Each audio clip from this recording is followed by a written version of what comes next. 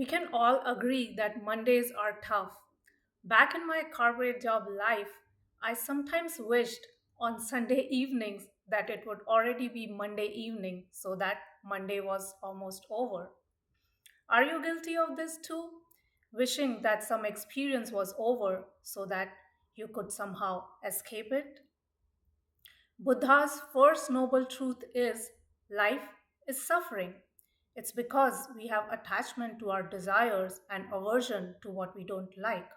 So we cling to the wanted and try to stay away from the unwanted.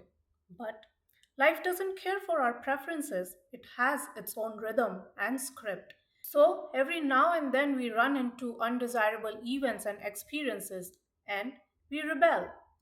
We close ourselves off, we deny, fight, reject as much as we can. But reality cannot be denied, and so we have to go through the experience. And we do that kicking and screaming because we don't have any other choice. But throughout the experience, we stay in a state of rebellion. We shut ourselves down and we deny and reject, but ultimately the experience happens and then we get our bearings and move on. Somehow we dragged ourselves through the muck and the experience got over. So now we should be free and equipped to move forward efficiently, right? Wrong. These undesirable experiences scar us. They form mental impressions within us called samskaras. We held on so tightly, so we didn't let the experience pass, so this energy gets trapped within us. We feel that we overcame the experience, but truly we did not. These experiences stay with us as traumas or negative energy, which then gets stored in our body mind as blockages. That's why we play these negative experiences on repeat in our heads, or whenever we are in a low state of energy, or depressed, or dejected, then these negative memories come rushing in. Because this energy which is trapped, it wants out. But we are never able to release this energy fully, although we keep reliving these experiences. But when we accumulate a multitude of such negative experiences, there is a buildup of this energy and it becomes overbearing, overwhelming, and so we need to find ways to release it. So, what happens is we either complain or vent to someone, we try to get rid of this energy. Sometimes we explode on minor issues, or we find distractions, or worse, we become functioning addicts. So, how do we avoid it? The best way to address this is at the root. Now, if there is an undesirable event which is coming up and you don't want to be a part of it, let's say a wedding, a gathering, or a confrontation, or something else, if there's a way for you to get out of it, then do it. But if you cannot do it because there is a commitment, or you are obligated, or there is some other reason where you need to go through the experience, then accept it and be fully present when you are going through the experience.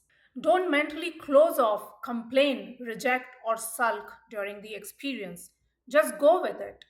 Prep in advance so that you have tools and strategies with you. If there are moments when the old patterns and conditioning starts to kick in, then slowly, gently bring your focus back to the present moment. And as excruciating as the experience is, maybe everyone is against you, people are mean and selfish, you are hurt and in pain. Mentally be aware and try to navigate this experience with consciousness. Be in witness mode and don't resist it. That way, you go through the experience at all levels: physical, mental, and emotional. As hard as the experience may be, once you are done with the experience, it is over. The energy does not get blocked. Start with small things. Maybe when you're stuck in traffic, or maybe you are in a boring meeting or pulled in a conversation that you don't like, and you resist that feeling, So just stay present with it, just notice it. It is easier to start with small things because our resistance is low and we are not heavily invested in these things. So start small and also remember that you're not gonna get it in the first try. It takes time and patience, but keep practicing, keep reminding yourself why you're doing this. This is where our freedom lies. Slowly, we can undo these patterns and feel more freedom in our life. And so, when you keep practicing this, slowly in the midst of a big event, you will consciously become aware that you are resisting.